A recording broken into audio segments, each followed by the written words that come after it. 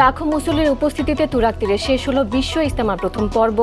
আখেরি মোনাজাতে দেশ ও বিশ্ব মানবতার কল্যাণ কামনা। টেকনাফে ৩০ শীর্ষ ইয়াবা কারবারি সহ ১০২ মাদক ব্যবসার আত্মসমর্পণ। পালিয়ে থাকাদের রেহাই নেই, হুঁশিয়ারি স্বরাষ্ট্রমন্ত্রীর। এবং নারায়ণগঞ্জের রূপগঞ্জে ট্রাকের ধাক্কায় ২ নৃত্যশিল্পীর মৃত্যু। বাগেরহাটে মাদ্রাসা ছাত্রকে কুপিয়ে হত্যা।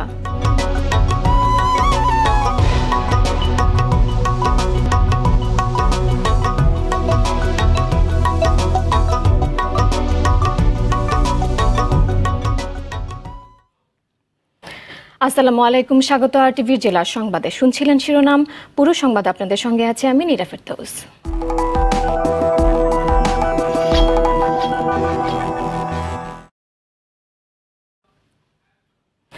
হাফেজ মাওলানা জুবায়েরের আখেরি মুনাজাতের মাধ্যমে শেষ হলো ৪ দিনের ইজতেমার প্রথম পর্ব। লাখো মুসল্লির অংশগ্রহণে আল্লাহর কাছে ক্ষমা প্রার্থনা, মুসলিম উম্মার ঐক্য, শান্তি ও হেফাজত আর দেশ এবং বিশ্ব মানবতার কল্যাণ কামনায় দোয়া করা হয়। বিস্তারিত জানাচ্ছেন রুহুল আমিন তুহিন। দ্বন্দ্বের অবসান ঘটিয়ে আবারও লাখো মুসল্লির উপস্থিতিতে মুখর টঙ্গীর তুরাগ নদীর তীর। ফজরের নামাজের পর পাকিস্তানি মাওলানা ওবায়দুল্লাহ খোরশেদের আমবায়ানের মধ্য দিয়ে শুরু হয় তাবলিগ জামাতের ৫৪তম বার্ষিক সম্মেলনের দ্বিতীয় দিন। ৫০টি খিত্তায় বিভক্ত দেশের ৬৪ জেলার মুসল্লিরা আল্লাহর কাছে ক্ষমা প্রার্থনা, দেশ ও বিশ্ব মানবতার কল্যাণ কামনায় অংশ নেন ইজতেমায়। আল্লাহর বরকত রহমতের কথা শুনতাছি, খুব ভালো হইতাছে, ভালো শুনতাছি, হেদায়েতের কথা শুনতাছি। লাভের জায়গা, ইবাদতের জায়গা, ইবাদত করবে ইবাদত করি শুনি এগুলো আর কি। হেদায়েত সামনে যেমন সুন্দর একটা আমলনামা নিয়ে দুনিয়া থেকে বিদায় হইতে পারে, এটা আছে। আমরা চাইবো শান্তি, সারা বাংলাদেশের মানুষের শান্তি, দুনিয়াতে এবং আখিরাতে সবাই শান্তিপূর্ণভাবে যাতে জীবনযাপন করতে পারি। আল্লাহ এবং আল্লাহ রাসূলের কথা শোনার জন্য এবং কাজের জন্য এসেছি আমরা। জুবায়ের পন্থীদের আখেরি মোনাজাতে শরীক হতে রাজধানী সহ টঙ্গীর বিভিন্ন স্থান থেকে ইজতেমা মাঠে আসেন অনেক মুসল্লি। আখেরি মোনাজাত পরিচালনা করেন মাওলানা জুবায়ের আহমেদ।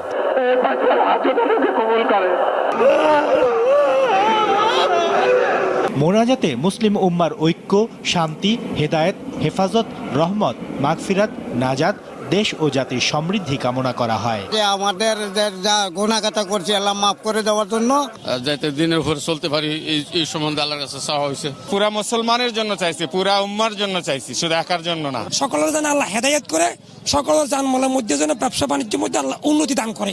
সরকারের সঙ্গে সিদ্ধান্ত অনুযায়ী মাওলানা জুবায়েরের অনুসারীরা আখেরি মোনাজাত করেন আজ এবং রাত ১২টার মধ্যে ইজতেমা ময়দান ত্যাগ করবেন তারা। এরপর ইজতেমা মাঠে প্রবেশ করবেন মাওলানা সাদের অনুসারীরা। ১৮ ফেব্রুয়ারি দ্বিতীয় দফা আখেরি মোনাজাতের মধ্য দিয়ে শেষ হবে এবারের আসর। রুহুল আমিন তুহিন, আরটিভি।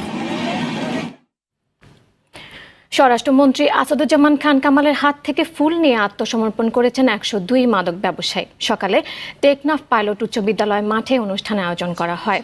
আত্মসমর্পণের জন্য প্রস্তুতি নেওয়া শতাধিক মাদক ব্যবসায়ীকে গতকাল পুলিশের সেফ হোম থেকে টেকনাফে নিয়ে আসা হয়, যাদের মধ্যে ২০ থেকে ৩০ জন শীর্ষ ইয়াবা ব্যবসায়ী সহ স্বরাষ্ট্র মন্ত্রণালয় তালিকাভুক্ত রয়েছেন ৫৫ থেকে ৬০ জন। এদের মধ্যে বহুল আলোচিত সাবেক সংসদ সদস্য আব্দুর রহমান বদির ভাই আব্দুল শুকুর সহ অন্তত ১০ জন নিকট আত্মীয় রয়েছে। অনুষ্ঠানে পুলিশের মহাপরিদর্শক ডক্টর মোহাম্মদ জাবেদ পাটোয়ারি উপস্থিত ছিলেন। এখান থেকে প্রস্তাব আসছিল যে আপনারা এই নৌকাগুলোকে কন্ট্রোল করে, এই নৌকাগুলোই যেমন মাছও ধরে তেমন ইয়াবাও প্রচার করে। আমরা সেই জন্যই আপনাদের নিয়েই বসে আমরা এটা করেছিলাম।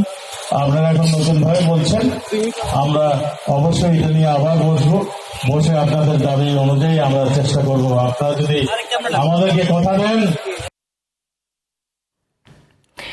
এদিকে কুষ্টিয়ায় মাদক সেবনের অপরাধে পৌরসভার এক কাউন্সিলরকে ২ বছরের কারাদণ্ড দিয়েছে ভ্রাম্যমাণ আদালত। দণ্ড পাওয়া রবিউল ইসলাম কুষ্টিয়া পৌরসভার ১ নম্বর ওয়ার্ডের কাউন্সিলর। সকালে শহরের বড় স্টেশন এলাকা থেকে গ্রেফতারের পর তাকে সাজা দেয় ভ্রাম্যমাণ আদালতে বিচারক সদর উপজেলা নির্বাহী কর্মকর্তা জুবায়ের হোসেন। পরে তাকে কুষ্টিয়া জেলা কারাগারে পাঠানো হয়। এদিকে কুষ্টিয়ার খোকসায় থানা পুলিশের উদ্যোগে মাদক, সন্ত্রাস, জঙ্গিবাদ ও বাল্যবিবাহ বিরোধী সমাবেশ হয়েছে। সমাবেশ শেষে স্বাভাবিক জীবনে ফিরে আসতে আত্মসমর্পণ করে ৫ মাদক ব্যবসায়ী। খোকসা থানার সামনে জানিপুর মাধ্যমিক বিদ্যালয় মাঠে সমাবেশ হয়।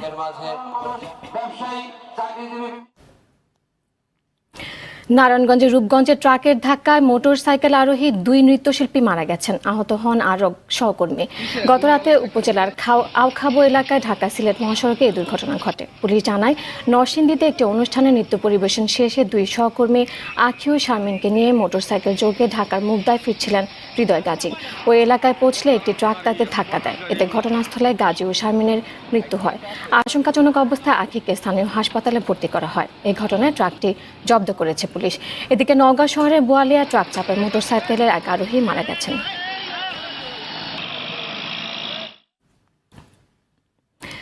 বাগেরহাটে মোরেলগঞ্জে মাদ্রাসার এক ছাত্রকে কুপিয়ে হত্যা করেছে দুর্বৃত্তরা। নিহত ইমন মোল্লা স্থানীয় চণ্ডীপুর দাখিল মাদ্রাসার 10ম শ্রেণীর ছাত্র। পুলিশ জানায়, গতরাতে উপজেলার চণ্ডীপুর গ্রামে নারী সংক্রান্ত পূর্ব বিরোধ নিয়ে ইমনকে কুপিয়ে জখম করে দুর্বৃত্তরা। ঘটনাস্থলে তার মৃত্যু হয়। এই ঘটনায় জিজ্ঞাসাবাদের জন্য 4 জনকে আটক করা হয়। এদিকে পাবনার ঈশ্বরদীর রূপপুর পারমাণবিক বিদ্যুৎ প্রকল্পের গ্রিন সিটিতে বিদ্যুৎস্পৃষ্ট হয়ে মারা গেছেন রাশিয়ার নাগরিক জেলেস্কি ভার্জিম। নিহত ভার্জিম ঠিকাদারি প্রতিষ্ঠানে ইনস্টলার পদে কর্মরত ছিলেন।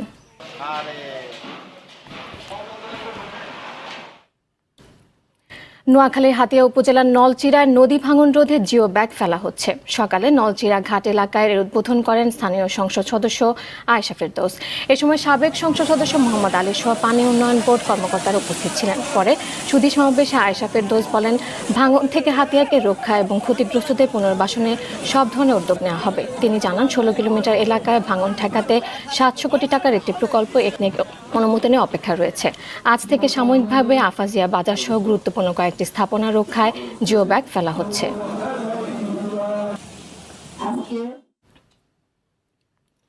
সকাল থেকে আশুলিয়া, সাভার, আমিনবাজার এবং রাজধানীর গাবতলী, পাইকপাড়া, মিরপুর, পীরের বাগ, কল্যাণপুর, রিং রোড, মনসুরাবাদ, কাদিরাবাদ, লালমাটিয়া, ধানমন্ডি, হাজারীবাগ, আজিমপুর এলাকায় গ্যাস সরবরাহ বিঘ্নিত হচ্ছে। তিতাস গ্যাস কর্তৃপক্ষ জানিয়েছেন, রক্ষণাবেক্ষণ কাজের জন্য শনিবার সকাল থেকে আশুলিয়া ও আমিনবাজার জিএসসি প্ল্যান্ট থেকে তিতাস গ্যাস সিস্টেমের গ্যাস সরবরাহ বন্ধ থাকায় এমন সমস্যা হচ্ছে। এদিকে পূর্ব ঘোষণা ছাড়াই গ্যাস শিল্প কারখানা ও গৃহস্থলীর কাজে গ্যাস সরবরাহ বন্ধ থাকায় বিপাকে পড়েছেন এসব এলাকার বাসিন্দারা। এদেশে দুর্নীতি, দারিদ্রতা ও অবিচার থাকবে না বলে মন্তব্য করলেন স্থানীয় সরকার মন্ত্রী মোহাম্মদ তাজুল ইসলাম। সকালে কুমিল্লার লাকসামের ধর্মাঙ্কুর বৌদ্ধ বিহারের এক অনুষ্ঠানে তিনি বলেন, এদেশ সাম্প্রদায়িক সম্প্রীতির দেশ। সব ধর্মের লোক নির্বিঘ্নভাবে নিজ নিজ ধর্ম পালন করতে পারবে।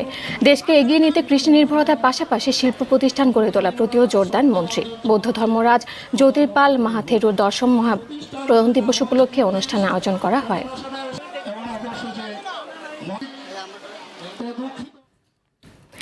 সারা দেশে আরও বেশ কিছু উচ্চ ধারণ ক্ষমতা সম্পন্ন খাদ্য গুদাম নির্মাণ করা হবে বলে জানিয়েছেন খাদ্যমন্ত্রী সাধন চন্দ্র মজুমদার। সকালে নওগাঁর মান্দা উপজেলা খাদ্য গুদাম পরিদর্শন শেষে কথা বলেন তিনি। এ সময় মন্ত্রী বলেন, উত্তরাঞ্চলে খাদ্য গুদাম সমস্যা নিরসনে নওগাঁয় একটি আধুনিক মানের সিএসডি নির্মাণ করা হবে। খাদ্য বিভাগের গতিশীলতা আনতে প্রতিটি এলএসডিকে ডিজিটালাইজ করা হবে বলেও জানান মন্ত্রী।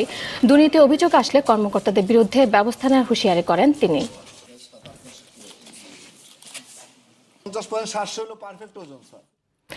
পর্যটকে মুখরিত পার্বত্য জেলা বান্দরবান। কিছুদিন আগেও জাতীয় সংসদ নির্বাচনের কারণে কিছুটা লোকসান গুনতে হয়েছে ব্যবসায়ীদের। তবে বর্তমানে পরিস্থিতি স্বাভাবিক থাকায় পর্যটকের উপস্থিতি বেড়েছে। এতে বিগত দিনের লোকসান কাটিয়ে ওঠা সম্ভব হবে বলে মনে করেন ব্যবসায়ীরা।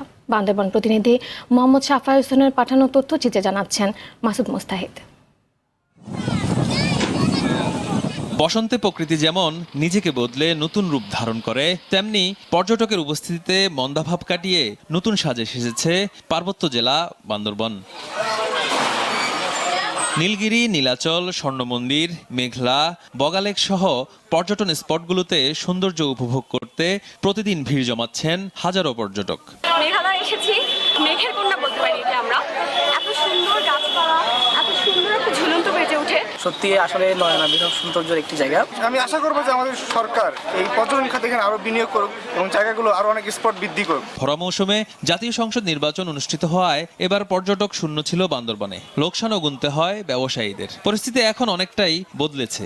মানুষ নিরাপদে নির্বিঘ্নে নৈসর্গিক সৌন্দর্য দেখার জন্য ব্যাপক হারে আসতেছে। আমরাও তাদের স্বাগত জানাই এবং ভবিষ্যতে আরো এটি বাড়বে বলে আমরা আশা করছি। যে নির্বাচনের যে ক্ষতিটা আমাদের অর্থনৈতিকভাবে যেটা আমরা গিয়েছিলাম সেটা আশা করি কভার করতে পারবো আমরা। পর্যটকদের নিরাপত্তায় বিভিন্ন গুরুত্বপূর্ণ পয়েন্ট ও সড়কে অতিরিক্ত পুলিশ ও গোয়েন্দা সংস্থার সদস্যদের সার্বক্ষণিক মোতায়েন রাখা হয়েছে। নিরাপত্তার জন্য এখানে আমাদের ট্যুরিস্ট পুলিশ আছে, পাশাপাশি আমাদের জেলা পুলিশও আমরা পর্যাপ্ত নিরাপত্তা ব্যবস্থা রেখেছি। আমাদের ট্রাফিক পুলিশ রাস্তায় আছে, তারাও দায়িত্ব পালন করবে। তিনি বলেন, কোনো পর্যটক যদি আইন শৃঙ্খলা রক্ষাকারী বাহিনীর কাছে নিরাপত্তা চায় তাও ব্যবস্থা গ্রহণ করা হবে। মাসুদ মুস্তাহিদ, RTV। দিনাজপুরে ক্লাস পরীক্ষার দাবিতে মহাসড়ক অবরোধ করে বিক্ষোভ করেছে হাজী মোহাম্মদ দানেশ বিজ্ঞান ও প্রযুক্তি বিশ্ববিদ্যালয়ের শিক্ষার্থীরা। সকালে দিনাজপুর রংপুর মহাসড়ক অবরোধ করে এই কর্মসূচি পালন করে তারা। এতে প্রায় ঘণ্টাখানেক দিনাজপুরের সাথে রংপুর, ঠাকুরগাঁও এবং পঞ্চগড়ের সড়ক যোগাযোগ বন্ধ থাকে। সড়কে আটকা পড়ে অসংখ্য যানবাহন। শিক্ষার্থীদের অভিযোগ, বেতন বৈষম্য নিয়ে শিক্ষকরা আন্দোলন কর্মসূচিতে ডেকে ক্লাস পরীক্ষা বন্ধ রেখেছে। এতে তাদের শিক্ষা কার্যক্রম ব্যাহত হচ্ছে। কর্মসূচি স্থগিত করে ক্লাস পরীক্ষা চালুর দাবি জানান শিক্ষার্থীরা। প্রথমবারের মতো সাতক্ষীরায় শুরু হলো জেলা প্রশাসক T20 ক্রিকেট টুর্নামেন্ট। সকালে প্রধান অতিথি হিসেবে টুর্নামেন্টে উদ্বোধন করেন খুলনা বিভাগীয় কমিশনার লোকমান হোসেন মিয়া। এ সময় জেলা প্রশাসক ও জেলা ক্রীড়া সংস্থার সভাপতি SM মোস্তফা কামাল ও সাধারণ সম্পাদক আনিসুজ্জামান উপস্থিত ছিলেন। একটি পৌরসভা ও 7টি উপজেলা অংশ নিচ্ছে এই প্রতিযোগিতায়। 20 তারিখে ফাইনালের মাধ্যমে শেষ হবে টুর্নামেন্টটি।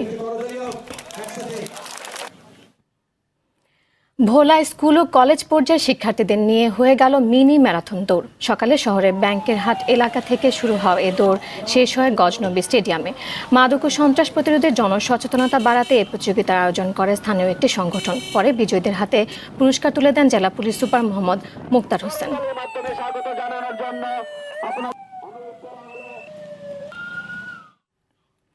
সংবাদ শেষ করার আগে শিরোনামগুলো জানিয়ে দিচ্ছি আরও একবার।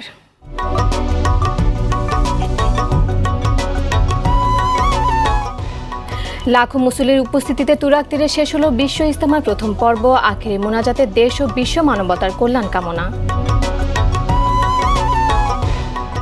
টেকনাফে 30 শীর্ষ ইয়াবা কারবারি সহ 102 মাদক ব্যবসায় আত্মসমর্পণ। পালিয়ে থাকাদের রেহাই নিয়ে হুঁশিয়ারি স্বরাষ্ট্রমন্ত্রীর। এবং নারায়ণগঞ্জের রূপগঞ্জে ট্রাকের ধাক্কায় 2 নৃত্যশিল্পীর মৃত্যু। বাগেরহাটে মাদ্রাসা ছাত্রকে কুপিয়ে হত্যা।